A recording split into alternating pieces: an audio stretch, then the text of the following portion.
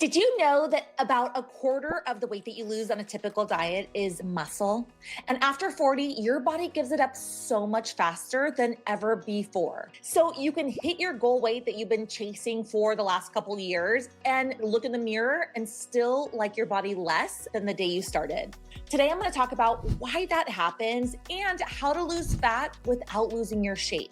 I'm Andrea. I lost 20 pounds in my mid to late 30s. I've kept it off for 10 years now through perimenopause. And I'm a double certified nutrition and fitness coach. And I've lived this exact letdown of dieting so much just to dislike my body. Because there's one number deciding how lean you look, and it isn't the one you've been watching.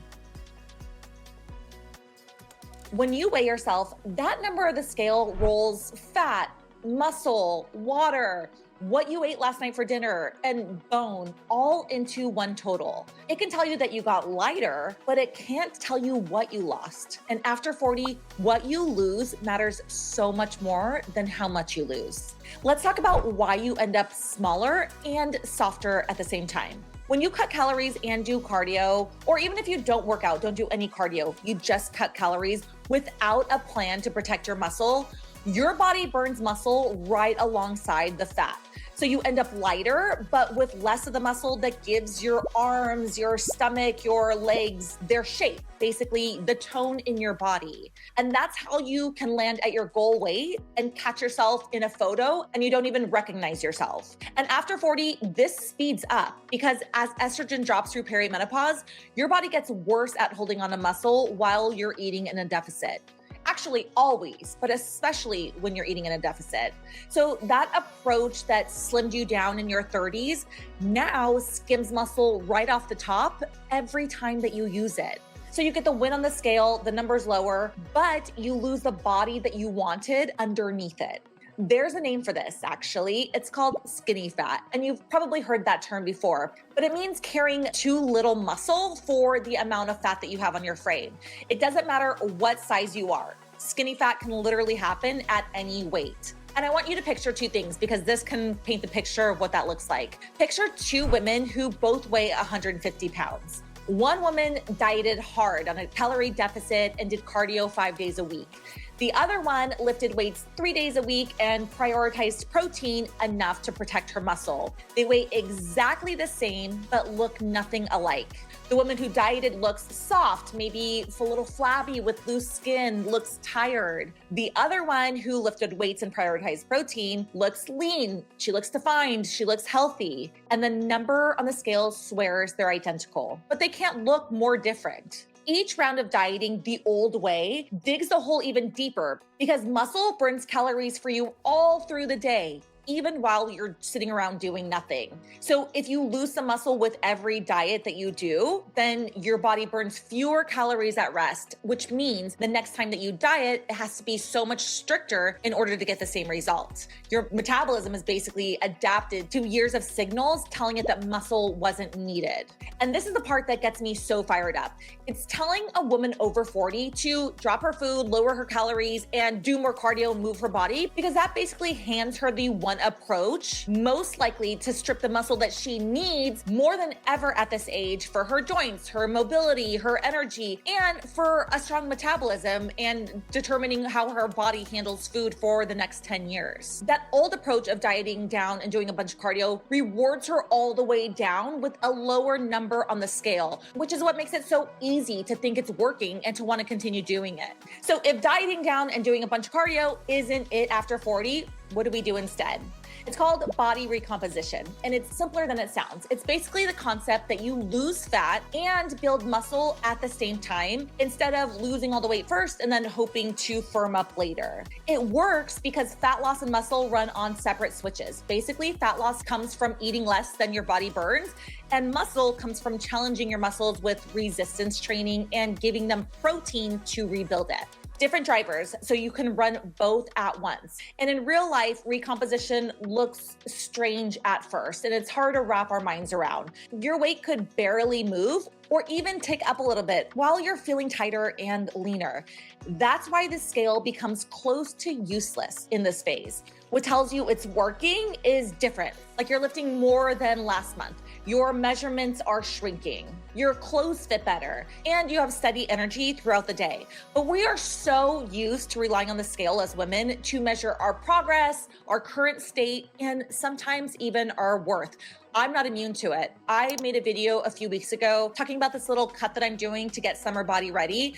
I didn't weigh myself before this cut, and I have not weighed myself since, which has probably been like a month now, because I know that the way I see myself and the way I feel about myself is really closely tied to the number on the scale. And I also know that if I'm doing the right things, eating the right things, exercising in the right way to recomp my body, like right now I'm currently trying to lose fat and grow my glutes at the same time, then the number on the scale basically has absolutely nothing to tell me about that progress. I truly have been training myself to look at other measures to gauge my progress, and it's not only been amazing for my mental health, but also for seeing myself differently and really seeing my progress without having to rely on that scale. Okay, now let's talk about the plan, and I'm gonna be very specific, like you're my sister or my best friend, because vague advice never changed anyone's body.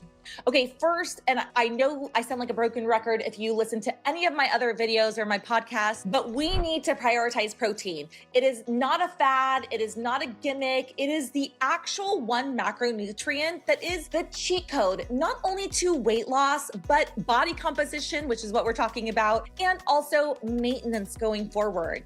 It is a macronutrient that helps you burn the most calories when you eat it, that helps you build and maintain your muscle, and makes you full.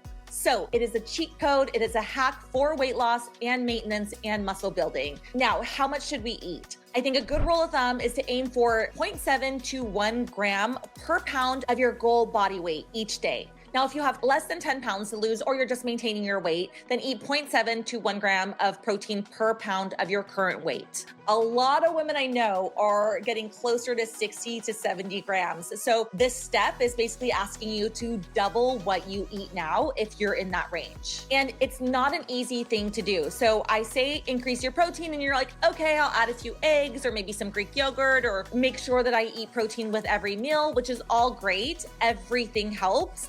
But to get that much protein in your diet, you truly have to be intentional. It has to be a plan because our society is not set up for a high protein diet. We are a very carb heavy culture. We have a lot of processed foods and protein is an afterthought. And I know for me personally, I talk about intention because that also goes for me as well.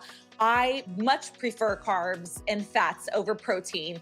For you, for me, for anybody else that is prioritizing protein, it has to be a concerted effort. Now, if you want your exact numbers on how much protein that you should eat and your maintenance calories and your calorie deficit, I have a free workbook called the Fat Loss Formula Workbook. It basically walks you step by step through all your numbers specific to you, and I'll link it down in the description if you're interested.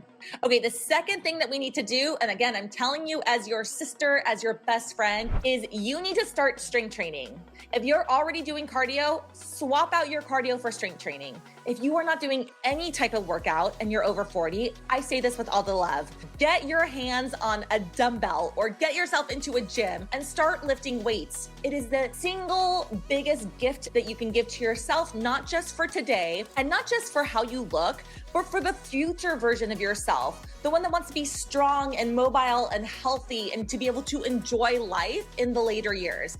And don't get me wrong, I'm 45 years old. I want to look good. That is a top priority for me. So I'm not going to pretend that that doesn't exist for us, but I also want to feel good. And in fact, feeling good, the way that strength training makes me feel is the reason, the only reason that I get in the gym 4 or 5 days a week on days that I don't want to, on days when I'm so fatigued, on days where perimenopause symptoms are hitting, on days when I'm on my period and the last thing I want to do is step foot in a gym.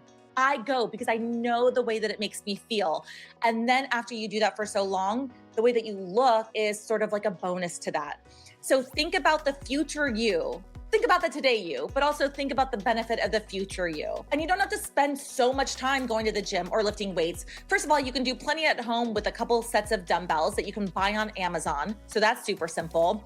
Or if you want to join a gym or you have a gym membership, all you need to do is spend 30 minutes a day, 3 times a week, and you can accomplish so much in your body recomposition and in your health. It's a no-brainer.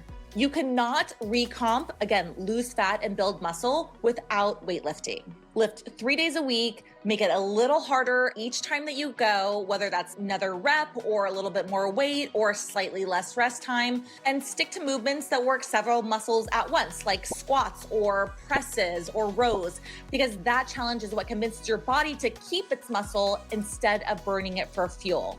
And if you're starting from zero and you want a structured place where to begin, my Strong Core Method is a 4-week at-home core program. It's exactly what I do to maintain my abs at 45. It's built for us women over 40, and it's 3 20-minute sessions a week to build a strength base that everything else sits on. I will link that in the description as well, and check that out and see if that's the right fit for you. All right, the third thing that we're doing is we are changing what we measure. Retire the daily weigh-ins on the scale as your main check-in and track what your body is doing. Track your strength because we're working out now. Take your measurements of your waist or your hips once a month or whatever your problem area is. I take a measurement of my waist and my quad because that's where I hold most of my fat. And I do that once a month and I track it in a notes app. Track how your clothes fit and track, honestly, your energy, which is such a good benchmark for how you're feeling.